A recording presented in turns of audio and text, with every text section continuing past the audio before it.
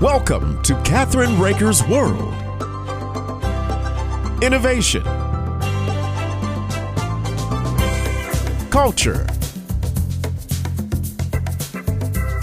adventure,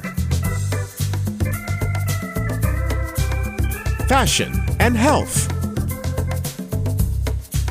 artists, destinations, traditions.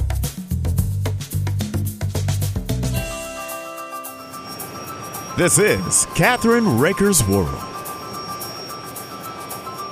Hi, this is Catherine Raker of Catherine Raker's World, our syndicated TV show, and Let's Just Talk, our syndicated radio show. I have the people that I really love on today, and we actually got to go to Hollywood, and we got to be at a VIP table with them. He was able to hang out with the stars. Yeah, right, with the stars. And the cool thing is that it was on TV, on YouTube, and it's still up there, which is even better, so that you get to watch it. But if you don't know about L. Ron Hubbard's Writers and Illustrators of the Future contest, we have with us today the president and vice president of Galaxy Press, John and Emily Goodwin. And Emily is the person that actually puts together the gala. Am I correct? She produces it. Yes. She creates it. I want to tell you, I was shocked at how gorgeous it was, how awesome it was, the people that were there.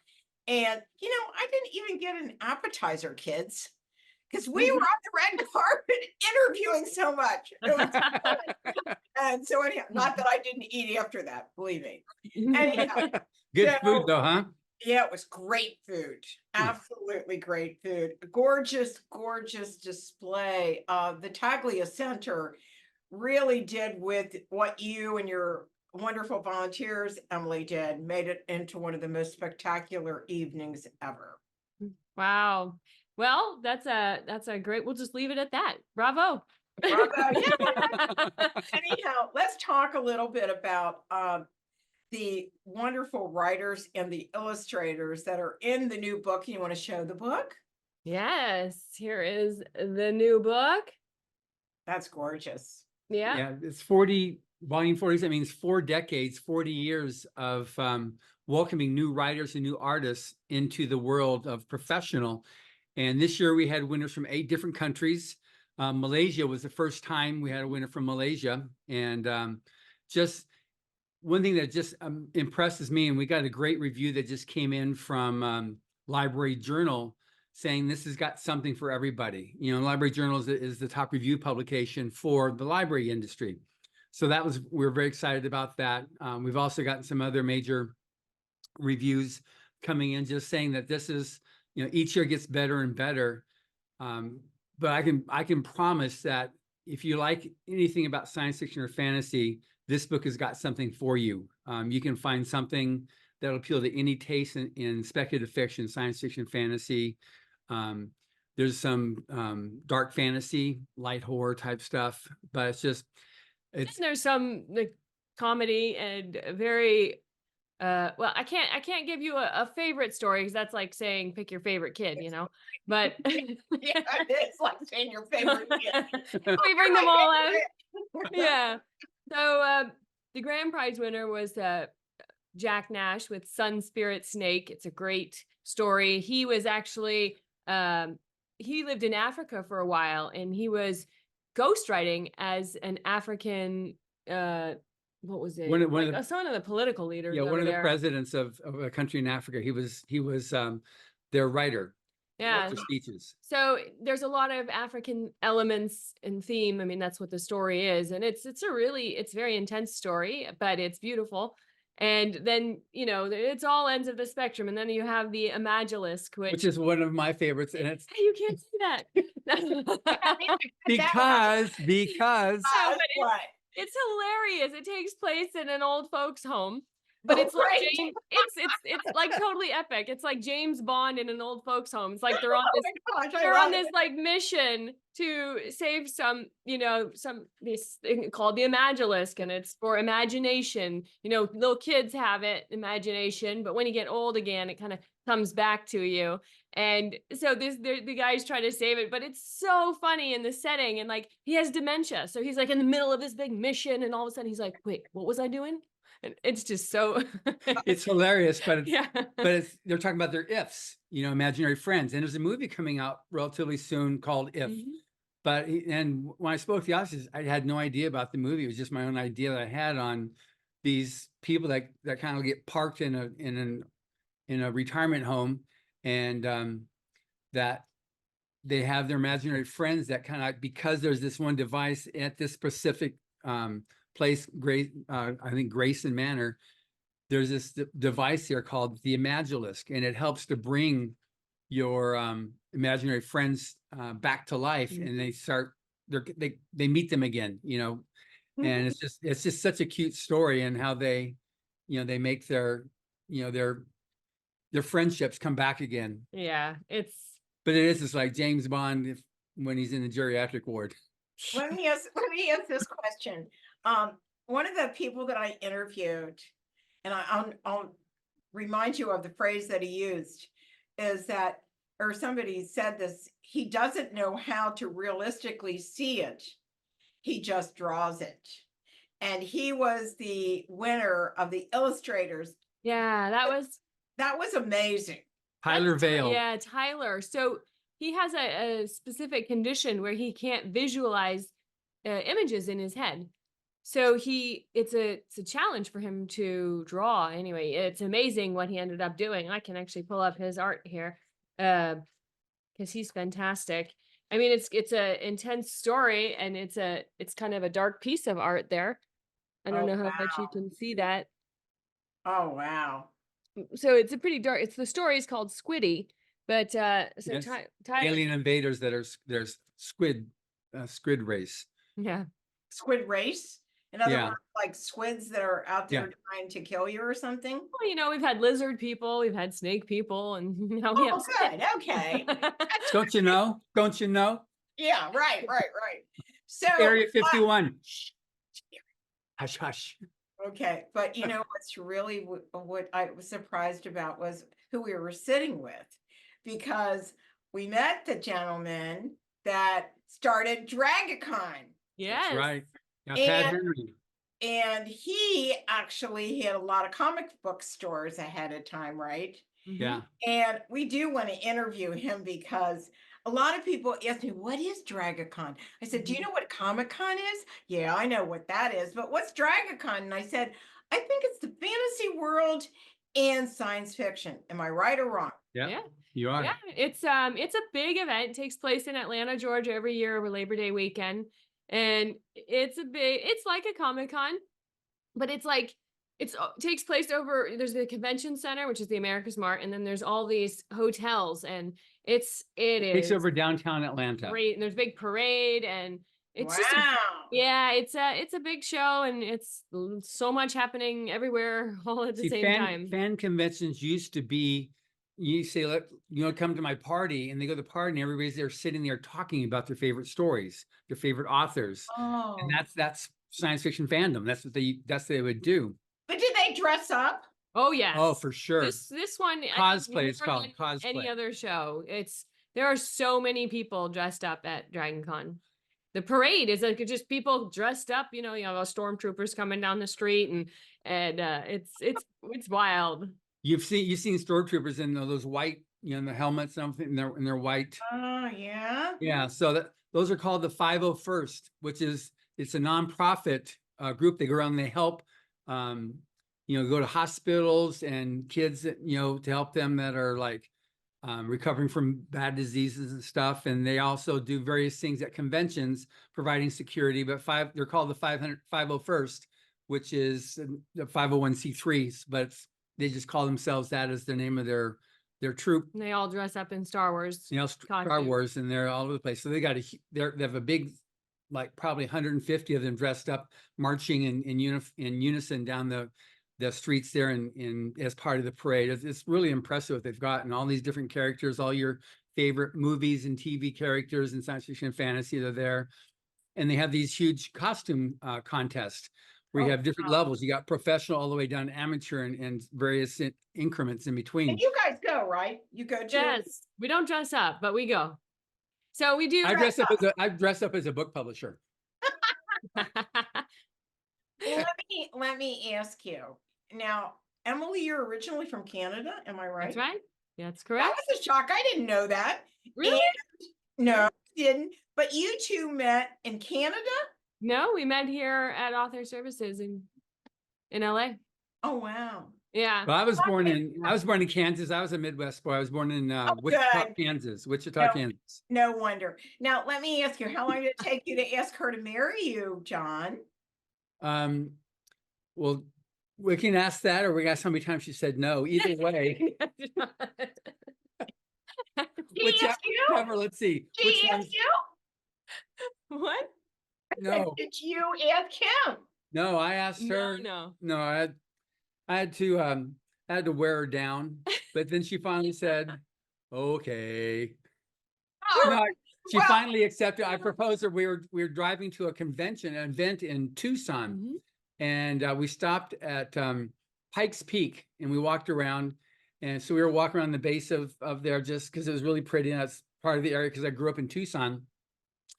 And so we went there because I used to go hunting out there quite a bit. So I went. We weren't walking around, and then I got down on my knee, and You did? Awesome. I did. And then asked her, Mary, she says, "Okay, good. That's better. This is appropriate." So then she finally said, "Okay." Well, it only took Bill 2 weeks. Wow. And he's my That's second amazing. marriage. Wow. So that's pretty cool. You got Anyhow, married when you were 2. say that again now. Got married when you were 2. Aha. The first marriage only lasted 4 years, but it Oh. produced 2 wonderful sons, and you met that Yes. wonderful son. Absolutely. Did And your you son know- have a good time in LA when he came out for the event? Oh, we actually, in between times, got to see where the stars were on Mhm. the ground. We got to go to a couple of places, and it was really nice. And my grandson was so impressed with everything. Oh, nice. He and my son, and my other grandson does voiceovers. Oh, wow. And lots of other things, and he's a drama guy, and I think that they really saw everything like it was unreal for them, and they really enjoyed it. I mean, they never shut up about it. Excuse me, Wow. they never stopped talking about it. Yeah. okay? Same diff. And so anyhow, I think the most important thing is, and we didn't get to stay for this part of it, to see the authors, autograph their Oh, yeah. Yeah. stories. Yeah. I want to make sure that the audience, that if they're just tuning in, you can do this 4 times a year. You can enter it for 4 times a year. It doesn't cost anything to do it. And my question is, how many people are in the book that have sent stuff in? Tell us a little So bit about that. so we get it's a quarterly contest, and people submit, they can submit up to 4 times a year. It's free to enter. At each quarter, there's a first, second, and third place winner. All 3 of those are published in the book. So at the end of the year, That's there are great. 12 short stories and 12 illustrations. And that's how many get published every year. So it's a pretty good chance. I mean, there are thousands of entries every quarter, but there's, as you heard, people on stage saying, "Oh yeah, I've been submitting for 10 years. I've submitted 20 times before I won." So it's, persistence pays off in this case, or you just write a fantastic story that the judges love and get in on your first try. The main so thing here's- about it though, sorry, go ahead. I want to ask this question and then we'll Yeah. edit it out. So those 3 winners from each contest then come out to Hollywood? That's Yeah. right. All 12 of them come out to Hollywood. They're all paid. That the whole thing is paid for by Mr. Hubbard. He put it in his will that his estate would continue to pay for this every year. So he pays for all the costs of the contest. He pays for their flights coming out. He pays for the hotel stay, pays for the whole banquet you went through there. That was all funded by his estate. Right. So now what you do, since you've done it's out and the audio book is out. Mhm. You also, the two of you go out to different places all year long, correct? Yes. And there are people that help you that go to some of the autographs that Yeah, they so do, right? yeah, we send the winners out on the book signing tours first. Like right now, we're booking them in their local areas for book signing events. And then when we go to these big conventions like Dragon Con and Salt Lake Fan X and the different shows, we invite the winners to come in and we give them space at the booth to do autographing. So a lot, and it's not just this year's winners. We'll take winners all the way back from the last 40 years to come to these shows and sign books. Sometimes they're big names at this point and they have their own booth and whatnot and they do their own thing. But if they're not up to that yet and they're still trying to get known, and we'll give them a place at our booth to sign books and bring in their own books and sell their own books. They keep 100%. It's just for them to get more exposure and do more autographing. Like Kevin Anderson, the one you met him, you've had him on your show. He entered the contest 17 times. He never won. The term we call is proing out. So he disqualified himself by selling and no longer being eligible to enter the contest. When he became a judge, I remember the first time he wrote an article that was published in Writers of the Future. He was on stage and he raised up hands, "Yay, I've finally been published in Writers of the Future." But he'll go to these conventions and he doesn't necessarily always buy a booth because he gets back-to-back booking on panels. He talks on a lot of panels. So we'll give him a space at our booth to be able to do book signings. So he'll come to our booth like at Dragon Con. He'll come in, he'll bring, several boxes of books. Jody Lanai, the coordinating judge, she'll ship books to us. We'll bring them with us. And then she'll do signings over the course of the convention. So she can just be busy with all the different panels she's on. So we have, and these are some of the biggest names. I am curious, your son or grandson, was there any author that they met that they were like really looking forward to meeting, or what was their favorite one that they met? They really loved the gentleman that we talked about that won the Illustrator. They were very impressed with Tyler that. Bale. Okay, good. And I think, and you had Jive. And Jive Aces. Jive Yeah. Aces. They were the entertainment. Yes. And Isn't it I'll tell amazing? you, they were so fun. They are amazing. Yes. They're a lot of fun. I've worked with them since the 90s, and Really?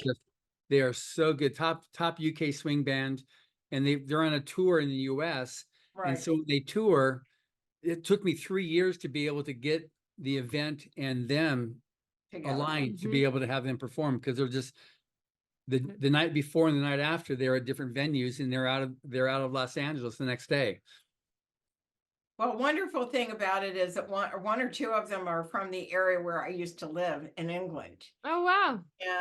And oh, by the way, I have to mention this, John. I Yes, was a guest on your podcast. Yeah. I know and that'll be airing I in a few was- weeks. I was thrilled about it. So anyhow, I mean, seriously, that's the first in a while that the tables get turned. Mm-hmm. Yeah, it's fun to see you answering the questions instead of asking the questions. Yeah. And you're there with your son too, which made it really fun, and talking about your book, which I'm really happy, to have been able to do. Well, his new book that he just wrote on, if you don't mind me mentioning, on Led Zeppelin, which is the biggest, most popular across the world tribute band of Led Zeppelin. Nice. Yeah. That's Juan Montgomery, and he wishes he could have come to just to meet us at the hotel. But that book is coming out, and I think it's coming out in maybe September or by Christmas. And I just saw the last draft. It's really good. Oh, that's great. Nice. That's great. Okay, well, Right. next year. Next year. So the thing I think that's important is you need to run out and get your copy of the book. Yes. This is the book, and you need to run out and get your copy. It's available wherever books are sold. It's Writers of the Future Volume 40. And you can get it at Amazon, Barnes and Noble, any independent Books bookstore, a Million. Audible. If you're wherever. there in Canada, we've got it at Indigo. So it's just, Wow. we're Yeah. all over the place. And it's in you can get the paperback book like this, or you can get the audio book or the ebook. Now, let me ask you, the next contest deadline is what? For The this- end of June. the end of June. So if you want to get your story in, where Yep. can they go to send their story? No more than 17,000 words, because they're short stories, correct? That's right. Right. So you go to writersofthefuture.com. So at writersofthefuture.com, there's on the left side, you can navigate the site, and you have enter writer contest or enter illustrator contest. We also have the free online writing workshop, which Emily drafted and put together, interviewing Orson Scott Card, Tim Powers, and Dave Wolverton. There's the podcast, which you'll be able to see you on shortly. And we have the event is on there right now too. When you go to that page, you can actually watch the event. And if you watch the whole thing, you'll see a clip. You'll just don't miss anything, because you're going to see Catherine there, Right in the middle. right in the middle. There she is in all of her beauty, with her fancy dress and everything there, sitting you're sitting in the same table that Emily and I sat at. I Mhm. know, I thought I was a privileged person. I can't even believe it. Oh, Well, that was we our, were that was our privileged. sentiment as well. So there you go. The feelings mutual. Yeah, that was it. Well, you know, we've run out of time. We'd love to have you back on in the next couple of weeks, because we want to see what's going on. Absolutely. And also, it's really important to know, to get your book, if you want to sign up, you need to do it now and That's get it. right. Exactly. That's right. We're encouraging a lot of people to do that on our shows. Thank you very much. It's important. I'm so thrilled that you invited me. Thank you so much. It was such an honor to be there. It was such a gorgeous event. I haven't had a chance, I emailed you, but I haven't had a chance to send you a thank you note yet. And thank you. Well, I'll very- treat this as the thank you note from Catherine. This is very, very nice, Okay. very sweet. Thank you very much. And this will be on next week or the week after, probably next week. So thank Okay, you great. very much, and have a Thank you. wonderful weekend, and stay out of trouble. Just And cheap stay clear time. stay clear of those tornadoes, and And we'll Yeah. try to do that. We'll try to do that. And have don't, fun shopping or whatever you do now. and also one more thing. Yeah. That is, when is the Christmas thing, the Christmas parade in Los Angeles? It is, I think it's December 1. It's the Sunday after Thanksgiving. Yeah. So Thanksgiving weekend is that Sunday. Okay, so Thanksgiving this year is the 28th of November. Right. So that's the Thursday. So then Friday, Saturday, Sunday, Monday. So Okay. it's the Sunday following that. So it's The like, I think it's the 1st of December. The 21st, I'm inviting you again, and if you can come, the 21st of November is the Air Power Foundation Big Gala in the Ranger Stadium Oh, in wow. Texas. It's gorgeous, Wow. and it's a big event, and you get to see it at the VIP table with me. Wow. So we will, we got plenty of time to talk about that, because you've invited me a few times before, but it's never materialized. So hopefully we can get something to, So It's only Materialize this year. only one day. So you Okay. can come the day, we'll talk about it later. But Okay, don't great. forget to go to Writers and Illustrators of the Future, but go to writersofthefuture.com to see. correct. That's correct. And if you can go up on YouTube and see the video that they did, it's awesome. Yes. Exactly. And Please Thank do, you and so- support the new authors. Thank you so much. And your hair looks beautiful, by the way. Thank you. Thank you so much for joining me on Catherine Raker's World. Don't forget to go to our website at catherinerakersworld.com or yournews.com, because this one will be on your news too. And let's just talk.com. We'll see you soon. Have a happy weekend.